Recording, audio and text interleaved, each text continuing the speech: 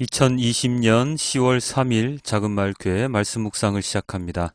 우리 다 함께 찬양 주 품에 함께 찬양하겠습니다.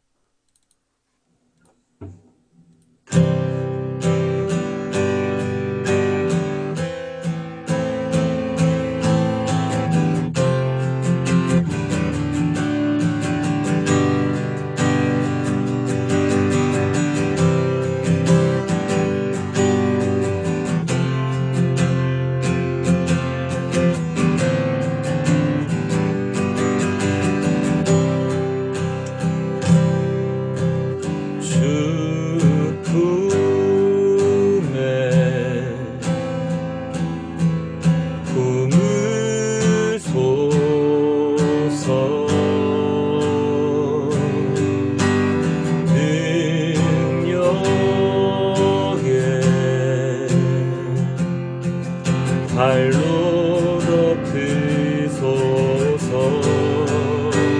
거친 파도 날 향해 와도 주와 함께 날아오르리.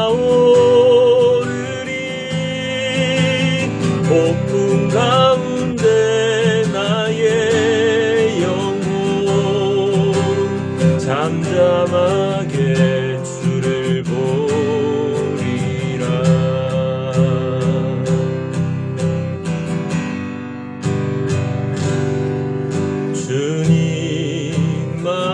주님만에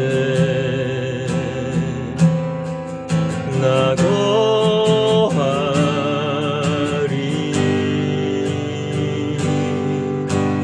주 능력 나 잠잠히 믿네.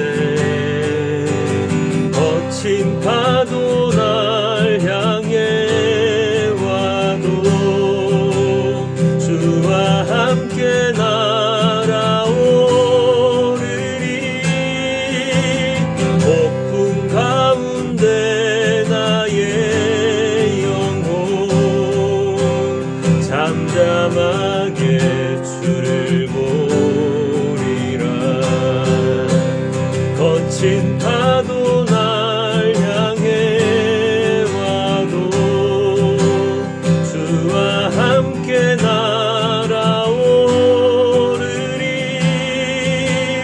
폭풍 가운데 나의 영혼 잠잠하게 주를 보리라. 잠잠하게 주를 보리라. 주님 안에 나 거하리.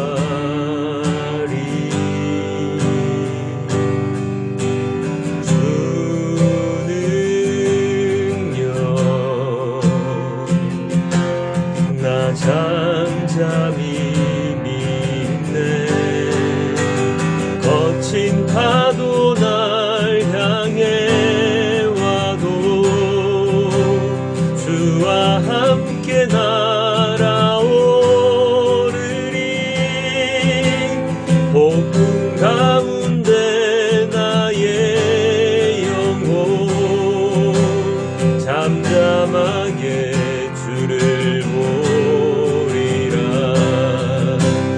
거친 파도 날 향해 와도 주와 함께 날아오르리.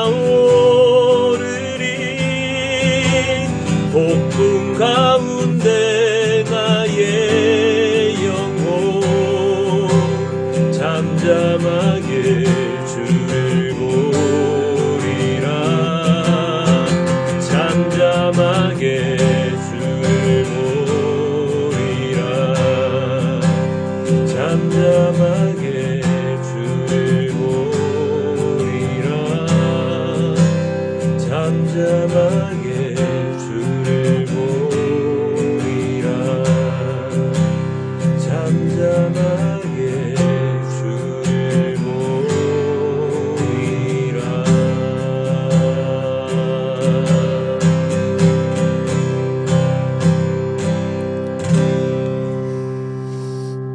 주님만 믿고 주님만 바라보며 나아가는 우리 모두가 될 수 있도록 주님 인도하여 주시옵소서.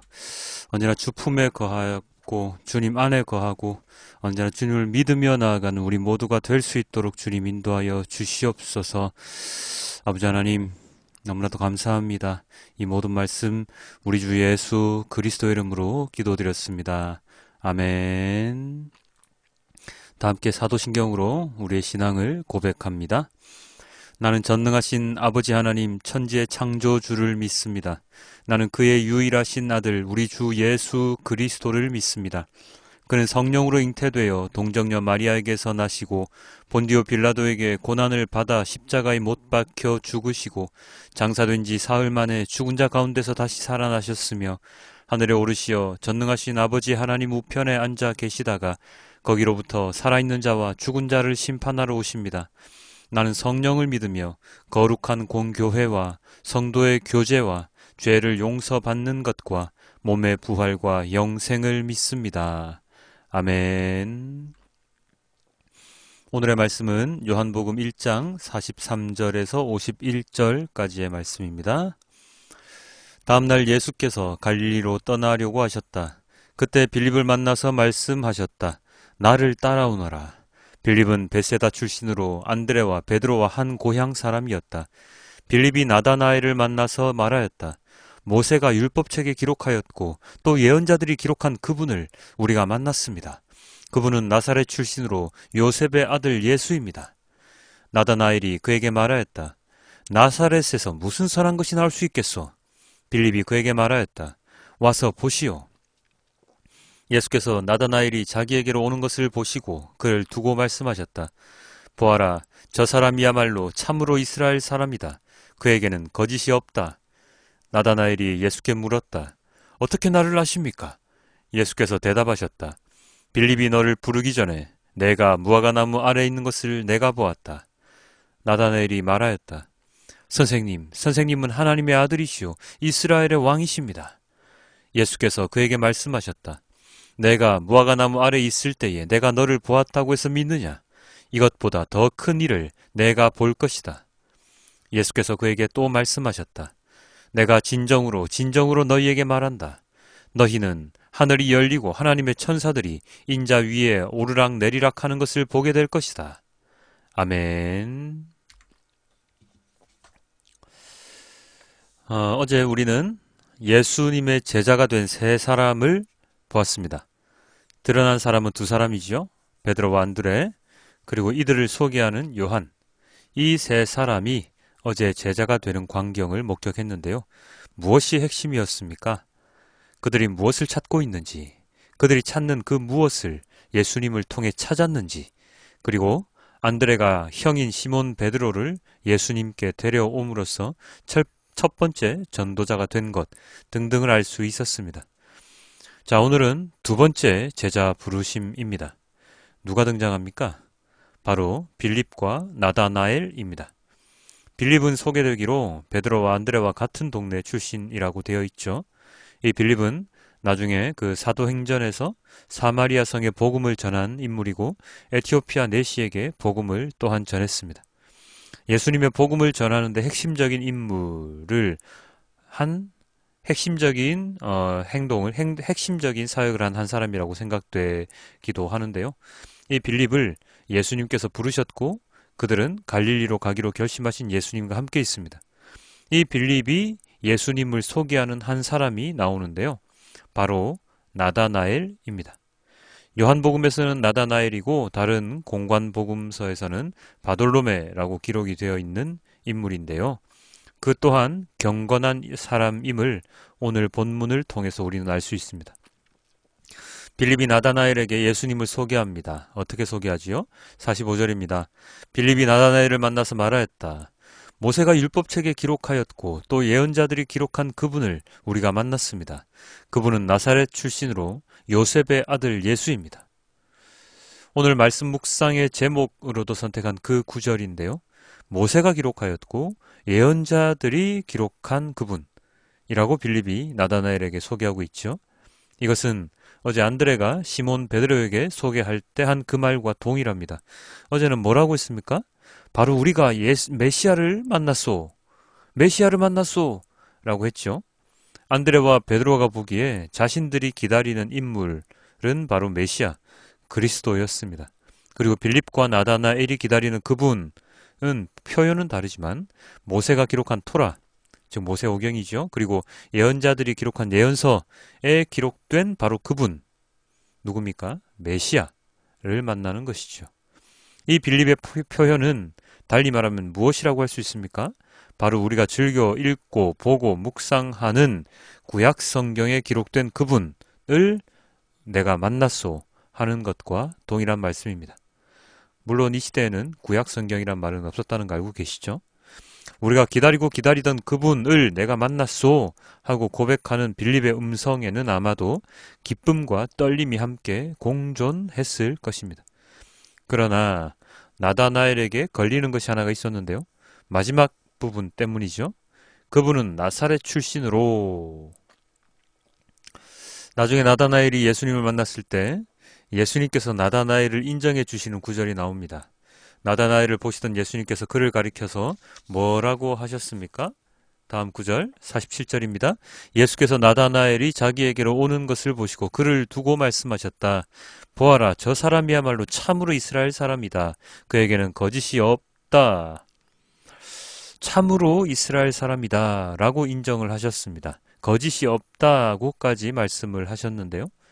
사람이 거짓 없이 살아가는 사람이 얼마나 있겠습니까마는 나다나엘은 세상 중에 몇 안 되는 사람 중에 한 사람, 경건한 자라는 것을 예수님의 표현을 통해서 우리는 알 수가 있죠. 특히나 나다나엘은 무화과 나무 아래에 있는 모습을 예수님께 보였었는데요. 이 무화과 나무 아래에 있었다는 것, 어떤 의미일까요? 그 이스라엘 백성들, 유대인들이 살던 곳에는 무화과 나무가 아주 흔한 나무였지요. 그래서 그 나무가 잎이 넓고 그 가지가 굉장히 푸르렀는데 이 무화과 나무의 이 넓은 잎과 가지 그 아래에서 쉴 수 있는 그 장소에서 많은 유대인들이, 경건한 유대인들이 거기에서 묵상을 하고 기도를 하고 그랬던 기록이 있다고 합니다. 즉 무화과 나무 아래에 있었다는 말은 바로 경건한 사람임을 상징하는 말이기도 한데요. 그런 경건한 사람이 바로 나다나엘, 바돌로메라는 사람이었는데 예수님께 인정을 받을 정도의 경건한 자, 그는 그렇지만 빌립의 말에 의구심을 표현합니다. 무슨 구절 때문이라고요? 바로 나사렛 사람이란 것 때문이죠. 나사렛은 어떤 동네일까요? 나사렛은 아주 작은, 갈릴리에서도 또 작은 마을입니다. 우리나라로 치면 저기 촌구석 중에 또 촌구석이라고 표현할 수 있겠죠. 학교도 변변히 없고 교육을 제대로 받기도 힘든 그런 곳. 예전에는 개천에서 용난다라는 표현을 하면서 아주 작은 시골 마을에서도 공부를 잘하는 사람이 가끔 나오기도 했지만 그렇게 개천에서 용나는 것이 쉬운 일이 아니었기에 그런 표현도 있는 것 아니겠습니까? 나다나엘이 생각하기에 나사렛이라는 곳에서는 그 어떤 위대한 인물이 나올 만한 곳이 아니었던 것입니다. 나다나엘의 생각은 그만의 생각이 아니라 보편적인 모든 이들의 생각이었을 것이 분명합니다. 저 작은 마을에서 저기서 그 사람 아들이? 특히 예수님께서 나사렛 사람들에게 인정을 받지 못하는 것 중에 이런 표현이 많이 등장하지요. 목수의 아들 아닌가? 교육도 제대로 받지 못했을 텐데. 사람의 자라온 환경 또는 집안 내력 등을 통해서 사람을 평가하는 것은 인간이라면 당연하죠. 오죽하면 하나님께서 인간은 외면을 보고 판단한다고까지 이야기를 하셨을까요? 사람들은 그 사람의 진면목, 내면을 보기보다 그 사람의 외형, 외모, 가정, 재력 등을 보고 판단하는 경우가 참 많죠. 그래서 오늘날 많은 사람들은 자신의 외모를 가꾸기 위해서, 스펙을 쌓기 위해서 오늘도 내일도 달리고 또 달리지 않습니까? 그런데 외모든 스펙이든 노력하면 쌓이긴 합니다만 사람의 내면까지 그런 것들로 치장할 수는 없죠.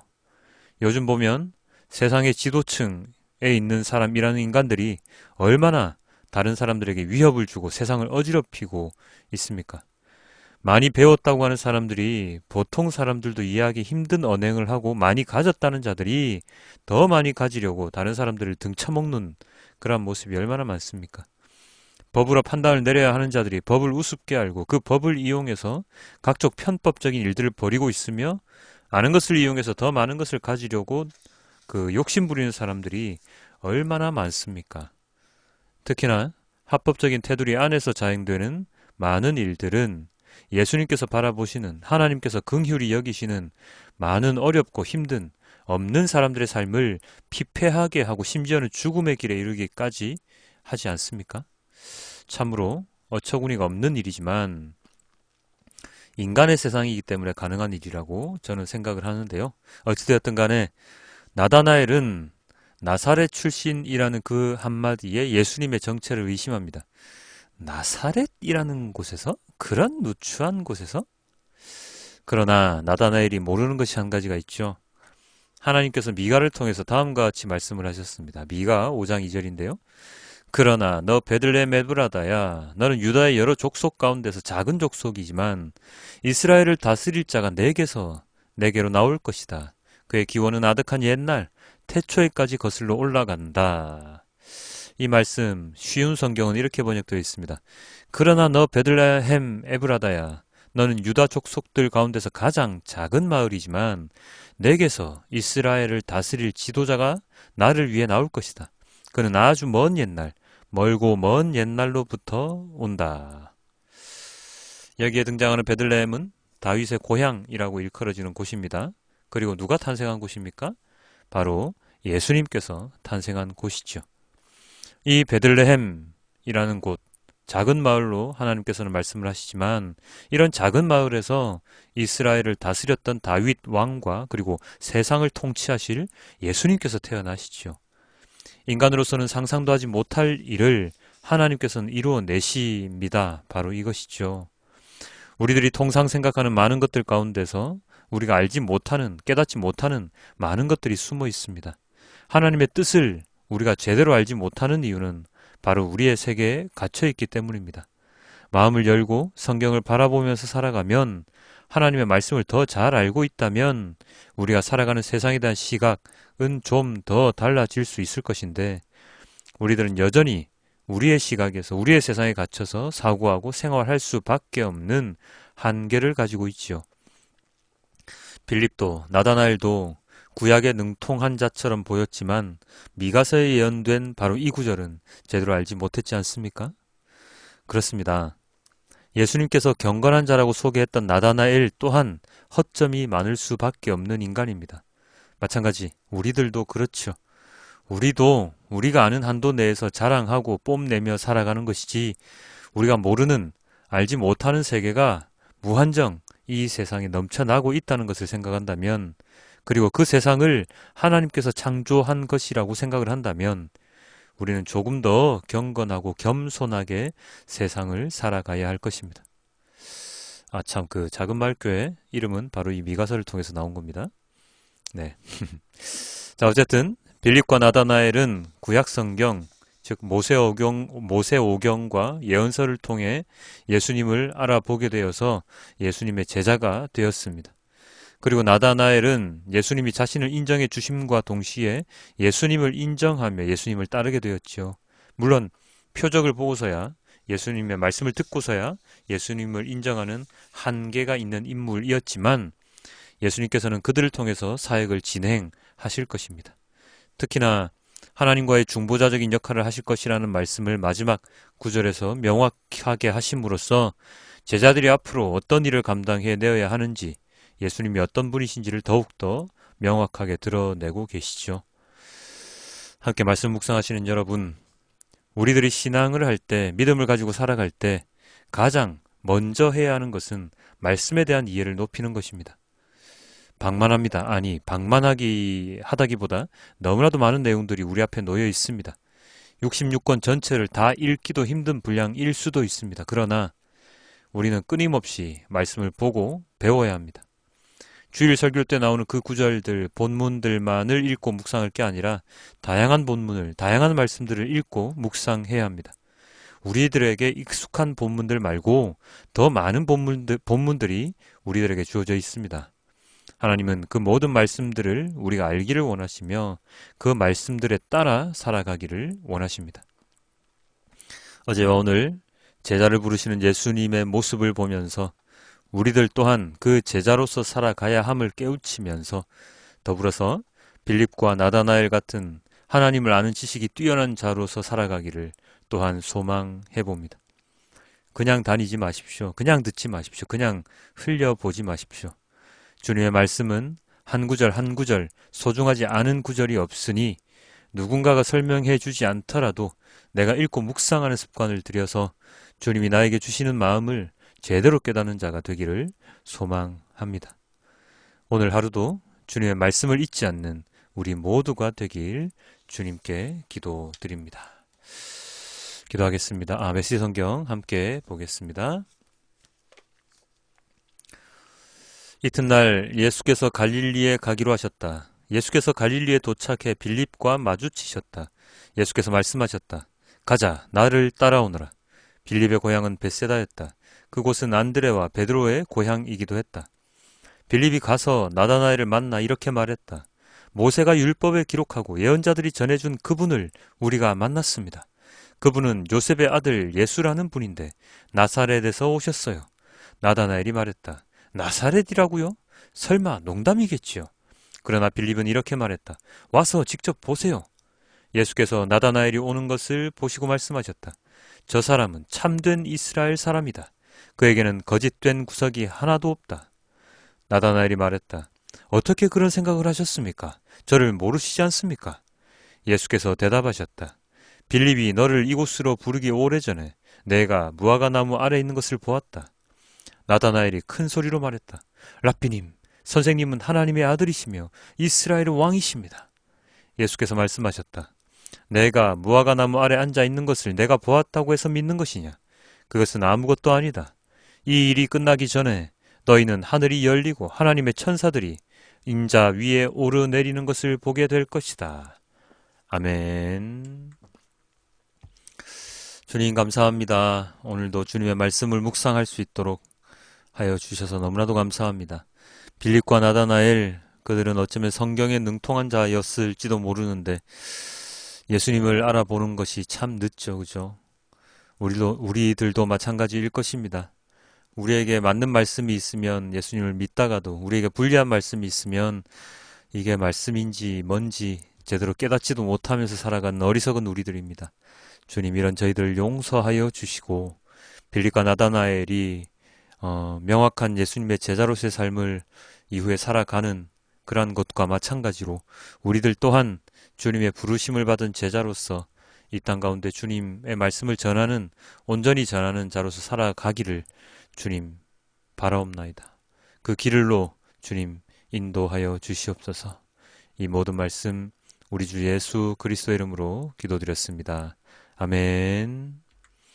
우리 다 함께 주기도문으로 오늘의 말씀 묵상을 마치겠습니다. 하늘에 계신 우리 아버지, 아버지의 이름을 거룩하게 하시며 아버지의 나라가 오게 하시며 아버지의 뜻이 하늘에서와 같이 땅에서도 이루어지게 하소서. 오늘 우리에게 일용할 양식을 주시고 우리가 우리에게 잘못한 사람을 용서하여 준 것 같이 우리 죄를 용서하여 주시고 우리를 시험에 빠지지 않게 하시고 악에서 구하소서. 나라와 권능과 영광이 영원히 아버지의 것입니다. 아멘.